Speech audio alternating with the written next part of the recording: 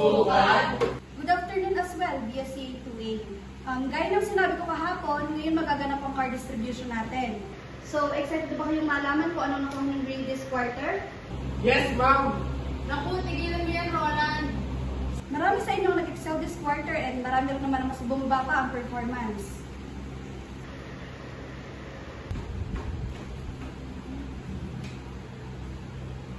Let's start with the announcement of the top 5. Wow! Exciting! Ranking 5 this quarter is Jasmine De Leon.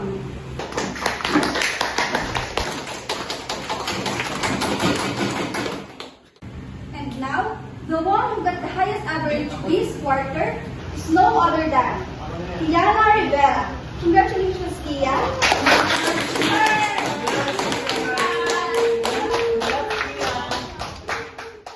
There's a few below that your report cards. Wait till I call your name. Yes, pasado! Next is Rian Hidalgo.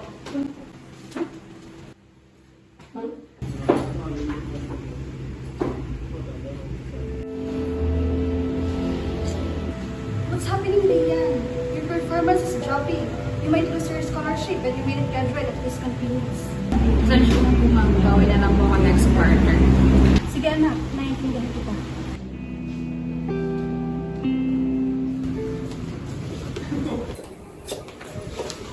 Ganun na naman, Maria? Oo, mas bumaba po. Kailangan mo ba talaga magtrabaho? No choice, kailangan. Teka lang, anong oras na? Kailangan ko ng malis. Bye-bye, ingat kayo. Bye. Bye!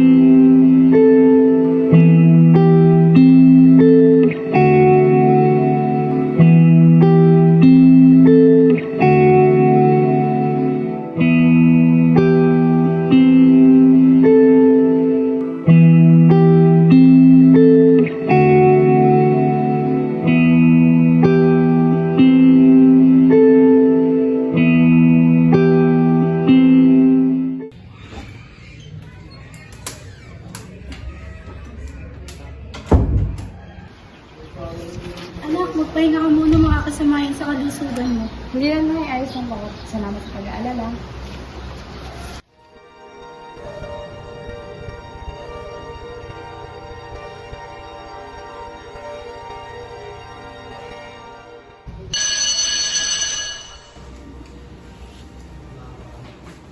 Good morning, class.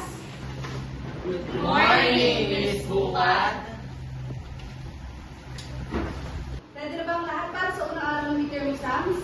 Yes, ma'am. Ready na. Manahimik ka nga, Roland. Mangungopya ka lang naman. Ganun ba, Roland? Sige, di mo maupo sa ko.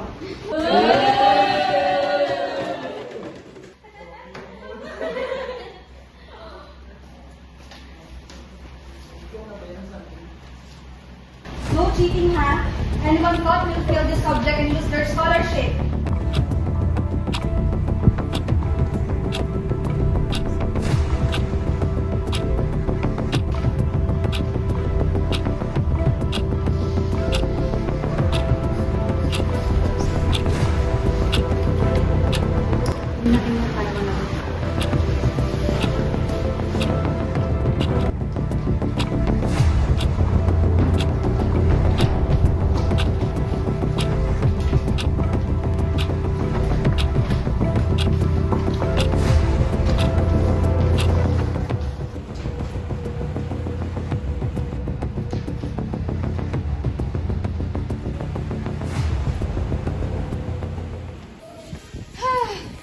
Pahinga rin. Kumusta, guys?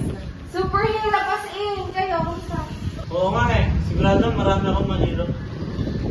O siya, sige, uuna na ako. Dadaan pa kasi ako ng palengke. Bibili ko ng buong semento.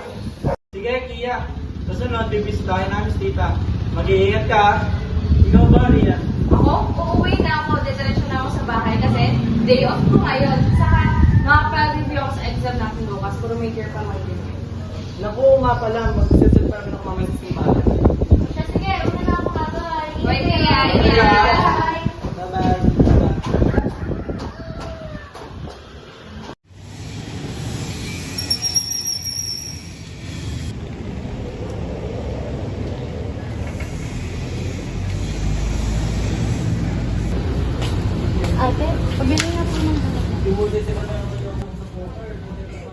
560 na lang.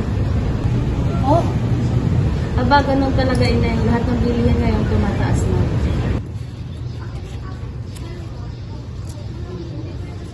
siya sige po. 6 na lang po muna. Oh, eto na. Sa susunod, ang sasabihin mo ng bilang ay sakto na para hindi ka nakakaabala. Pasensya na po ate. Yes na.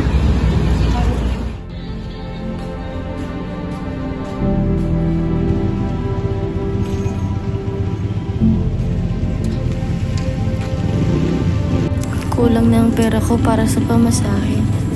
Maglalakad na lang ako siguro ngayong araw. Nay, nakauwi na po ako. Ate! Nandiyan na ba si Tatay Angge? Wala pa ate. Siguro nag-overtime ulit. Ah, sige. Pakiabot muna to kay nanay. Painumin mo siya ng gamot. Papahinga muna ako.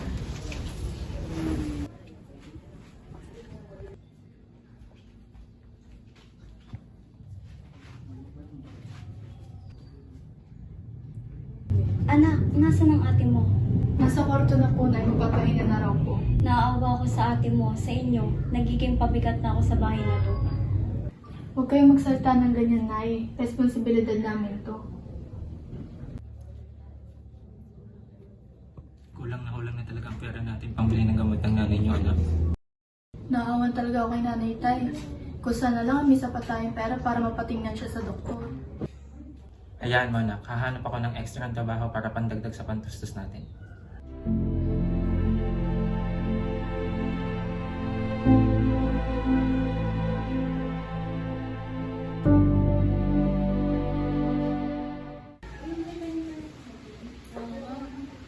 Kita niyo ba yung kahapon?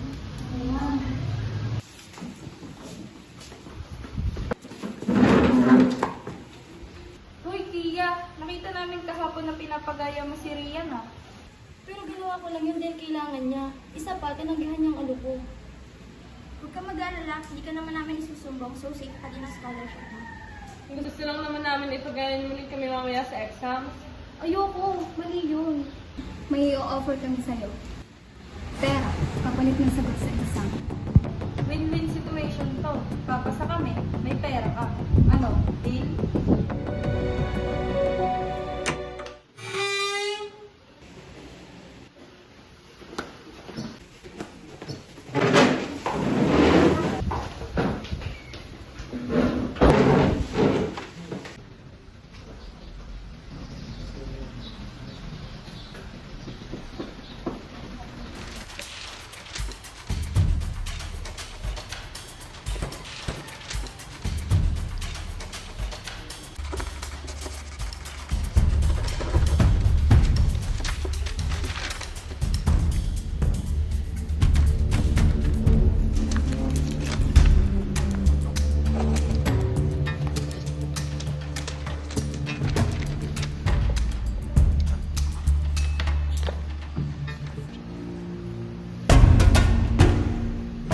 Time's up. Ipasa niyo na mga papel niyo.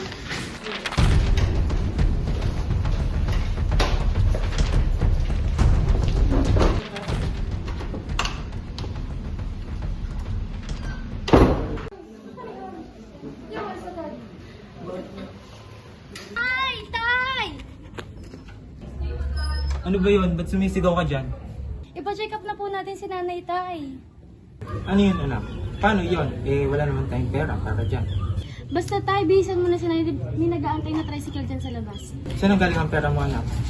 Di na mahalaga yun, Tay.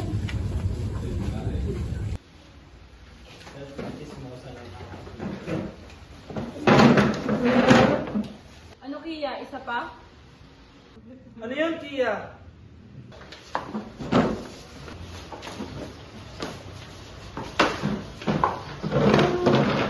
Hindi ka rin sumabay sa amin kahapon, ah. Sayang, nanlibre pa naman si Rian ng toro dahil tumawad siya. Sorry. Pinatingnan kasi namin si Nanay sa doktor. Kamusta mas tita kayo? Bumuti naman ang lagay niya kumpara dati. Pero kung patuloy siyang inom ng gamot, mas mabilis siyang gagawin. Mabuti naman kapatid ng mukha si tita. Si tita may trabaho pa. Wala. Saan kayo kumuha na yung pinambayad sa doktor? May hindi ka sinasabi sa amin, Kia.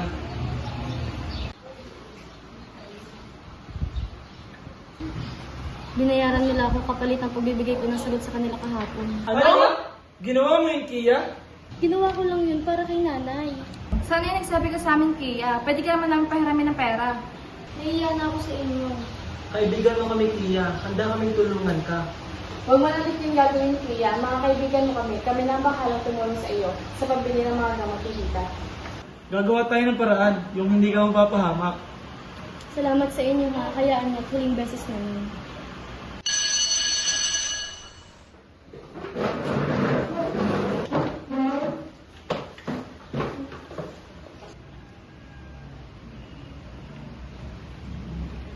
Palakpakan na inyong mga sarili dahil tapos na ang inyong midterm exams. Makakapagpahinga na kayo and see you all next week para sa last quarter ng school year na to. Galingan palalo dahil malapit na kayong graduate. Class dismissed.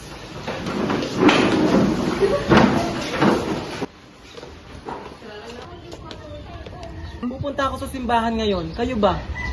Wala naman kaming gagawin ngayon. Sama na lang kami sa'yo. Sige, tara.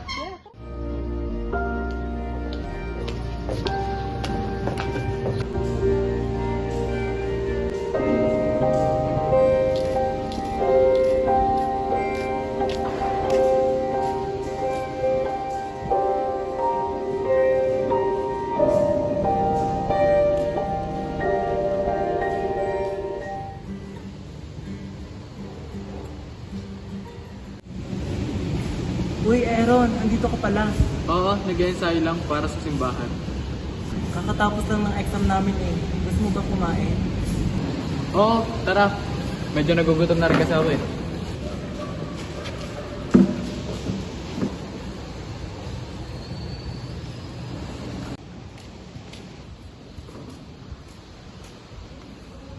Thanks. Una na ako. Duty na eh.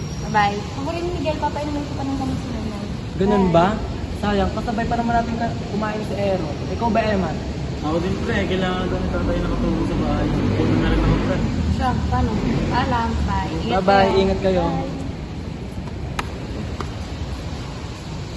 Paano ba yan? Dadalwa na lang tayo. Sige, kain na lang.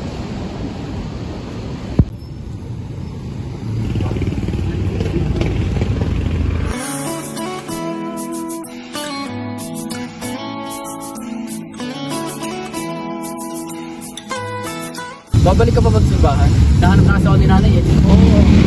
Pero nadaan mo na ako sa simbahan namin. Ganun ba? Oo na ako sa'yo. Salamat sa oras mo. Magkikita na lang tayo bukas. Sige, ingat.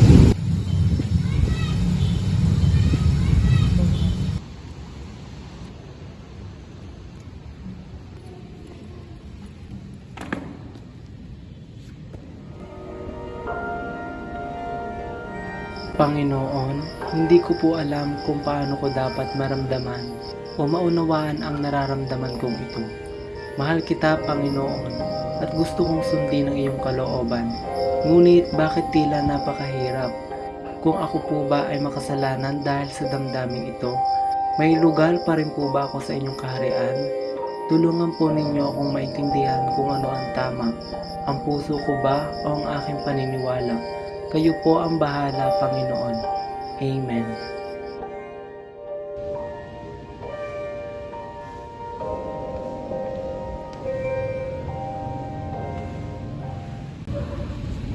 Magandang araw po, Father. Ano ba ang bumabagabag sa isip mo na? Father, paano po kung sabihin ko sa inyo na may nagawa po akong pagkakasama? Matatanggap pa rin po ba ako dito sa simbahan? Anong ibig mong sabihin?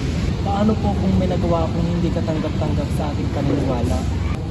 Matatanggap pa rin po ba ako sa kaharian ng Diyos? Kahit sabihin kong nagkakagusto po ako sa kapwa ko lalaki? Alam mo ang sagot ko riyan. Alam mo ang mga nakasulat sa Biblia sinusunod natin sapagkat iyon ang ating paniniwala. Ayusin mo ang buhay mo, anak. At huwag mong sirain ang buhay mo.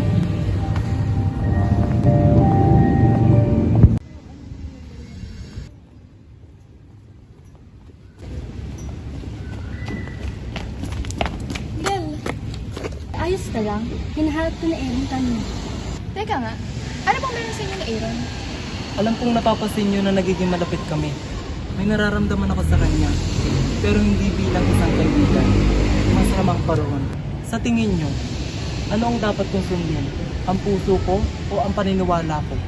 Para sa akin, mas magiging malaya ka kung susundin mo ang puso mo. Kahit na mga sakristan tayo, may karapatan din tayo magmahal niya. Eh paano kayang pagmamahal na yun ang sumira sa'yo? Gaya nga ng sabi mo, mga sakristan tayo, dapat na maging tapat tayo sa paniniwala natin. Sige mo, na kami. Tara. Sige, ingat kayo.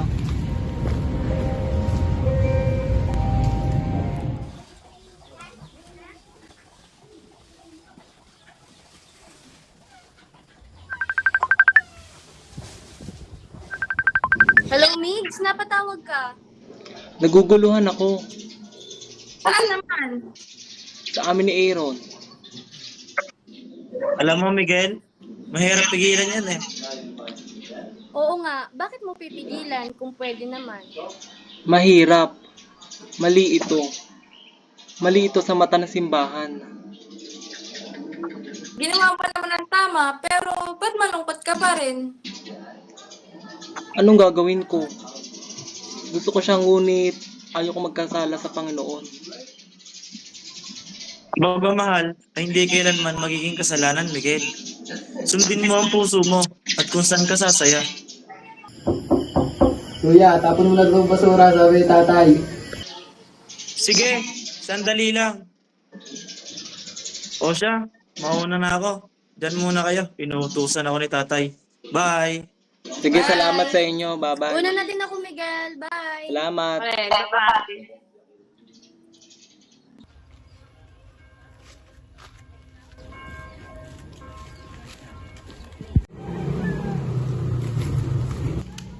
Ganito ang plano. May kotseng nag-aabang na paparating sa kanila. Sasalubong ito hanggang sa... Yari, boss! May nakarinig ata. Uy, ano pa tinutunga-tunga ka dyan? Tignan nyo!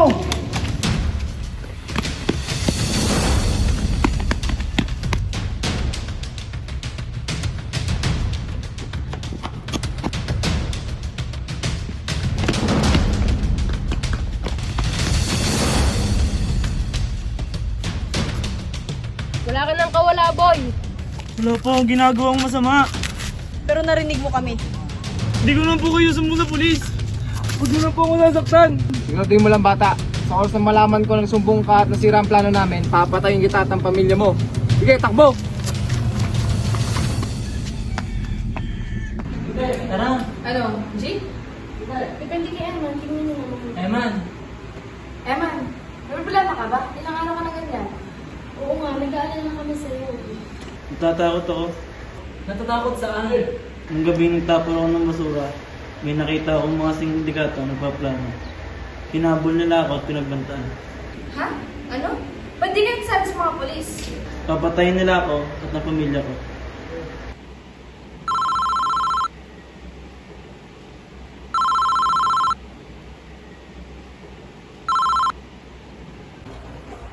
Hello, sino to? Di ba sinabi ko sa'yo, huwag kang magsusumbong? Pero wala akong ginawa. Hindi ako nagsumbong. Wala na. Huli na ang lahat. Hawak ko na ang nanay mo. Anak, huwag kang mag-alala. Makakaalis rin ako dito. Kung gusto mo pa siyang mabutang humihinga, pumunta ka rito at huwag kang magsasama ng iba. Sino yun, Eman? Hawak nila pamilya ko. Ano nangyari? Tara, tumawag ng pulis.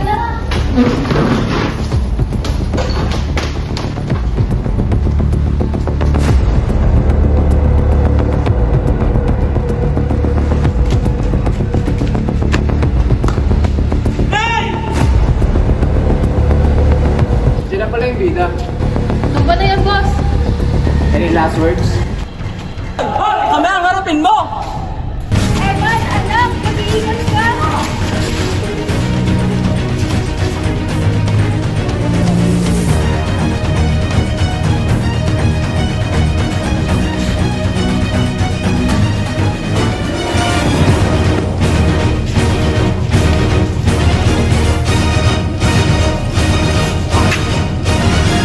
Ano? Sige, tutok mo. Kung kaya mo. Alam kong hindi mo magagawa yan dahil maprinsipyo ka. Ano? Sige! Baril mo ako!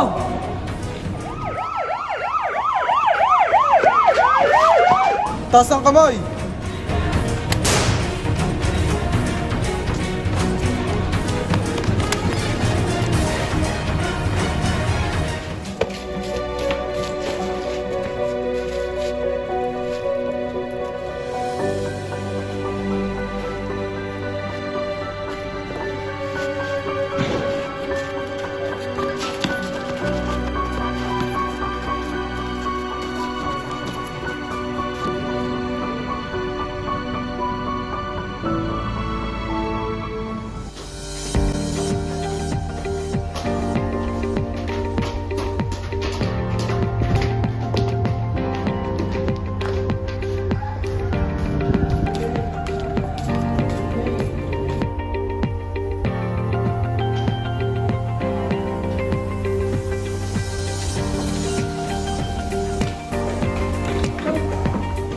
Good morning, class.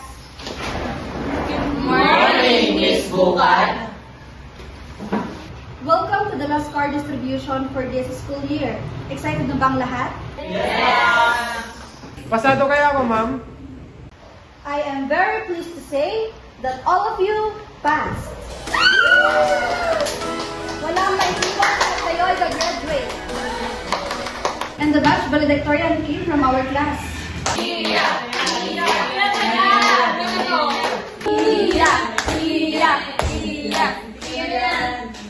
Ako na yan, ma'am. Pasang-awa ka na nga lang, talagang nag-assume ka pang ikaw ang valedictorian. Diyan simula ang lolo't lolo namin eh. Our batch valedictorian is Kiana Rivera.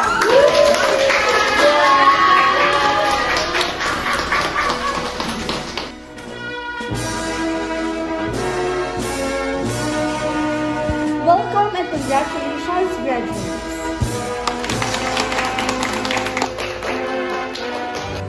Sa bawat hamon ng buhay, ang ating mga desisyon ang nagbibigay hugis sa ating kinabukasan. Ang sakripisyo ni Rian ang nagdala sa kanya sa tagumpay, hindi lamang sa eskwela kundi pati sa prinsipyo ng katapatan at sa landas kung ano ang tama. Si Kia na piniling tumigil sa maling landas at sa huli, gumaling ang kanyang ina dahil sa kanyang tapang at pananalig. Ang pagmamahalan ni Miguel at ng taong espesyal sa kanya ay naging patunay na ang puso ay may sariling daan at ang tunay na pagmamahal ay hindi kailanman kasalanan. Samantala, si Eman ay naligtas mula sa panganib kasama ang kanyang pamilya dahil sa pagkakaisa at tapang ng magkakaibigan.